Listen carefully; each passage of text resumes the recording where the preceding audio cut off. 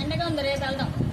రేపు వెళ్దామా చెప్పులు మాట నోడుకోవమ్మా. మాక్సీ గుడ్ బాయ్, మా మాక్సీ గుడ్ బాయ్ కదా. ఇప్పుడొద్దు, ఎండగా ఉంది, ఎండలో వెళ్ళకూడదు. ఇప్పుడొద్దు, ఎండలో వెళ్ళకూడదు. వెళ్ళకూడదమ్మా ఎండలో. ఎండలో అక్కడికి వెళ్ళకూడదు. అంత ఎక్కువ ఉంది కదా. రేపు వెళ్దాం, మమ్మీ ఇంటికి రేపు వెళ్దాం.